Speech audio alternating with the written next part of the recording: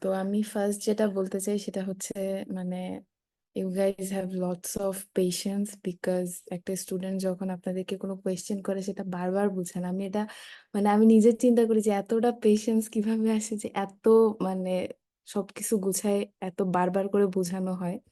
So এটা আমি অনেকবার ফিল করছি অলমোস্ট সব ক্লাসেই। সো অল ওভার আমার খুবই ভালো লাগছে ভাইয়া, মানে হুম হুম। সবকিছু মিলাই। আচ্ছা, ভেরি নাইস আপু, থ্যাংক ইউ সো মাচ।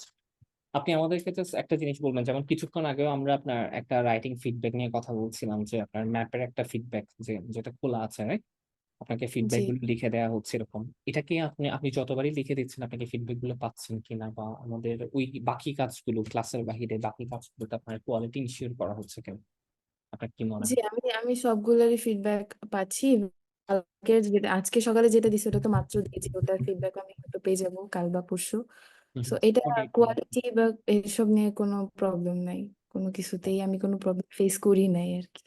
আচ্ছা, আর শেষে অবশেষে আপনি হচ্ছে আমাদের রেফারেন্সে ভর্তি হয়েছেন। তো জি ডেফিনেটলি আপনি আমাদের রেফারেন্সে ভর্তি হয়েছেন, সো আপনি ইন ফিউচার কাউকে রেফার করবেন কিনা আমাদের?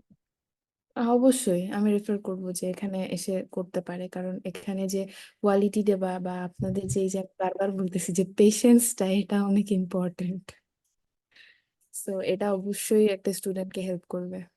ডেফিনেটলি আপু।